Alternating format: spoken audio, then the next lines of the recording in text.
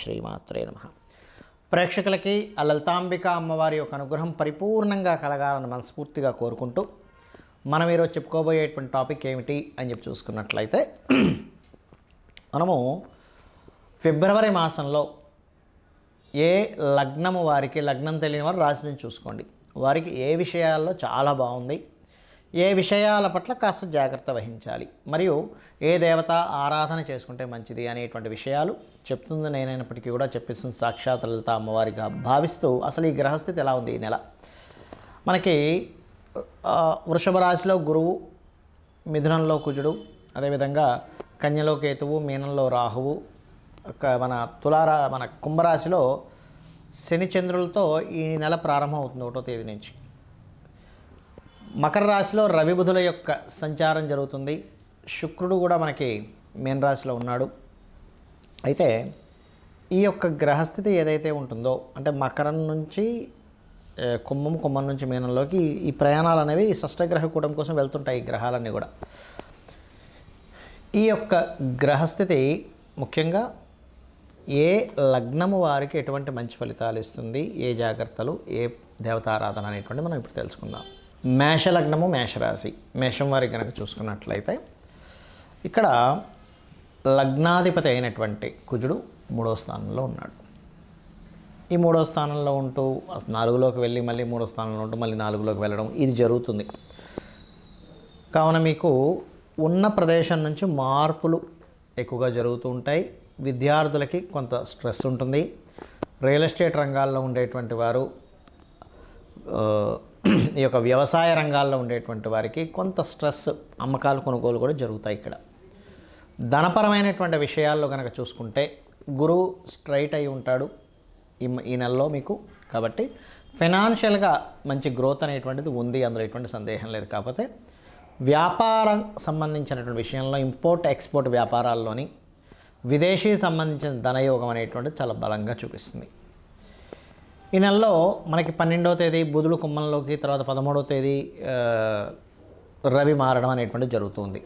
ఈ యొక్క గ్రహస్థితిని కనుక చూసుకున్నట్లయితే మీకు ఎప్పటి నుంచో ప్రమోషన్స్ కోసం ప్రయత్నం చేసేటువంటి వారికి ప్రమోషన్ యోగాలు బాగున్నాయి. కాకపోతే 1, 2, 3, 4 తేదీలు కొంచెం మీరు ఏదైనా భూమి కొనుగోలు చేసేటువంటి విషయంలో అధిక లాభం వస్తుందని కొన్ని తప్పిదాలు చేస్తుంటాం, కొన్ని విషయాలు చూసుకోకుండా. అటువంటివి చేయకండి, ఎందుకంటే వాటి మూలంగా మీకు కాస్త ఇబ్బంది అనేటువంటిది బలంగా చూపిస్తుంది. అలాగే మరొక విషయం, ఇక్కడ 6వ స్థానంలో కేతు ఉన్నందుకు గమనించుకున్నట్లయితే ఎవరైనా ఈ మేషలగ్నం వారికి ఎవరైనా మనీ ఇవ్వవలసి ఉన్న మనీ రిలేటెడ్ సంబంధించిన విషయాలు, అంటే ముఖ్యంగా అప్పుకు సంబంధించిన విషయాల్లో చాలా జాగ్రత్త వహించాలి. అన్ని రకాల లాభాలు 13వ తేదీ నుంచి పెరుగుతాయి ఈ లాభస్థానంలోకి అధిక గ్రహాలు వస్తున్నందుకు. అయితే మీకు స్ట్రెస్ అది బాగా తగ్గాలి, అన్ని విధాలు బాగుండాలి అనుకుంటే మాత్రం మీరు కాస్త కందులు దానంగా ఇస్తూ ఉండండి, ఉలవలు కందులు దానంగా ఇస్తూ ఉండండి. నవగ్రహాలలో కుజ కేతు గ్రహాల దగ్గర దీపారాధన చేయండి. చేసేటువంటి ఉద్యోగంలో అభివృద్ధికరంగా కొన్ని విషయాలు మీకు ఈ నెల ఖచ్చితంగా మీకు కనిపిస్తాయి, అందులో ఎటువంటి సందేహం లేదు. కాకపోతే ఉద్యోగ సంబంధించిన విషయాలు మరింత అభివృద్ధికరమైనటువంటి వాతావరణం మీకు కలగాలి అని అనుకుంటే కనుక ఓం మాణిక్య మకుటాకార జానుద్వయ విరాజితాయే నమః అనే నామస్మరణ చేయడము, గోవులకి క్యారెట్స్ మరియు గ్రాసం తినిపించడం చేయండి. అదేవిధంగా మీరు నిత్యము ఆరాధించవలసినటువంటి దేవతారాధన, ముఖ్యంగా ఇక్కడ సూర్య నమస్కారాలు ఎక్కువగా చేసుకోండి. అయితే వివాహం కోసం ఎవరైతే ప్రయత్నం చేస్తుంటారో వారికి విదేశీ సంబంధాలు కుదురుతాయి. మరియు దుర్గా ఆరాధన కనుక చేసినట్లయితే తొందరగా కూడా మీకు కుదురుతుంది. ఇప్పుడు ఉండేటువంటి గ్రహస్థితి రీత్యా చూసుకుంటే చాలామందికి ఎన్నో రెమెడీస్ చేస్తుంటారు.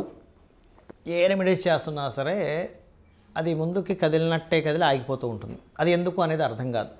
దానికి కారణం మనం చూడండి, ఒక తలనొప్పి ఉంది మనకి, తలనొప్పికి సంబంధించినటువంటి ఔషధం టాబ్లెట్ వేసుకుంటేనే మనకు తగ్గుతుంది.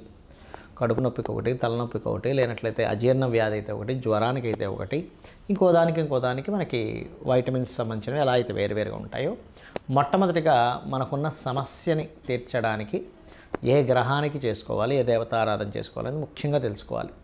మీరు ఇక్కడ పూజ చేసుకోవాలనగానే ఏదో లక్షలు వేలు ఖర్చు పెట్టేసి పెద్దగా చేస్తేనే భగవంతుడు అనుగ్రహిస్తాడు అనుకోవడం పూర్తిగా తప్పు. గుర్తుపెట్టుకోవడం.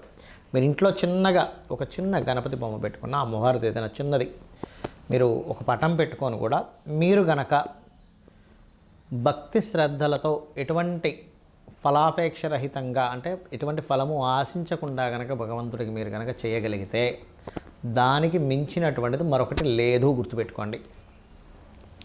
అయితే ఇక్కడ ఒక్కొక్కరికి ఒక్కో సమస్య ఉంటుంది. మీకు సింపుల్గా మీ యొక్క జాతక చక్రంలో మీ గ్రహస్థితి మీకు చూసుకోవడం తెలియదు కాబట్టి కొంతమందికి తెలిసి ఉంటుంది, ఆస్ట్రాలజీ పరిచయం ఉన్నవారు, కొంతమందికి తెలియదు.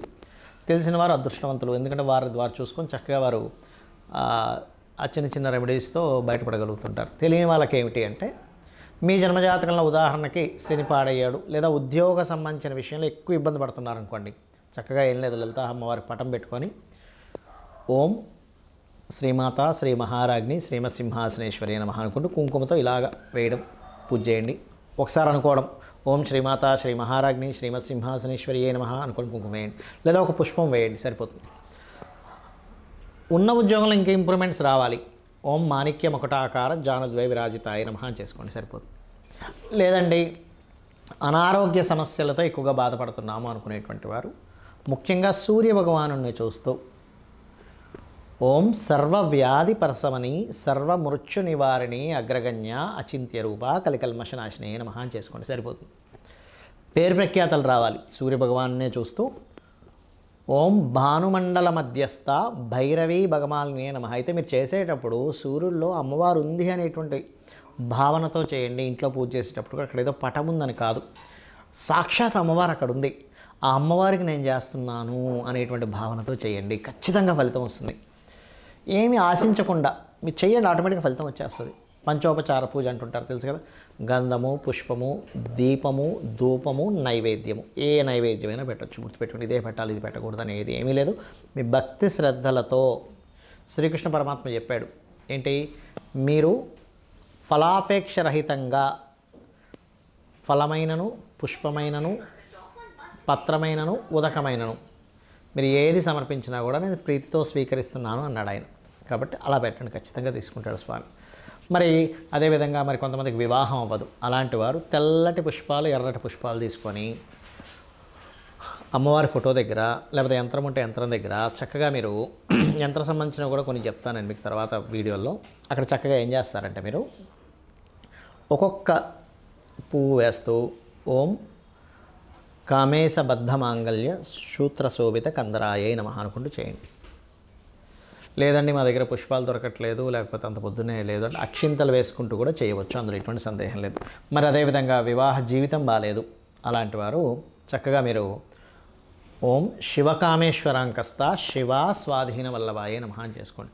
లేదంటే బిజినెస్లో మేము రాణించలేకపోతున్నాము అటువంటి వారు ఓం ఇంద్రగోప పరిక్షిప్త స్మరతూనా భజంగికాయై నమః. ఫైనాన్షియల్ గ్రోత్ రావాలి, ఓం సంపత్కరీ సమారూఢ సింధుర వ్రజ సేవితాయే నమః. ఆ రకంగా మీరు ఎంత చేసుకుంటూ ఉంటే అంత చక్కటి ఫలితాలు మీకు రావడం జరుగుతుంది. అలాగే మరి కొంతమందికి అప్పులు ఎక్కువగా ఉంటాయి, వాళ్ళ రేపు అప్పుల బాధలు చాలామంది పడుతున్నారు. ఓం అపర్ణాయే నమః అని చక్కగా బిల్వ దళాలు కనుక మీ దగ్గర ఉంటే ఒక్కొక్క బిల్వ దళంతో అమ్మవారి దగ్గర పెడుతూ ఒక పుష్పము బిల్వ దళం కలిపి చేయండి, ఖచ్చితంగా మీరు అప్పుల బాధల నుంచి బయటపడతారు. అయితే ఇక్కడ ఏంటంటే చాలామంది ఈ గోచార ఫలితాలు అనేటువంటివి కొంత పర్సెంట్ పనిచేస్తుంది, కానీ మీ జన్మజాతకంలో ఉండేటువంటి గ్రహాల యొక్క స్థితి ఎలా ఉంది అనేటువంటి చాలా ముఖ్యమైనటువంటి అంశం.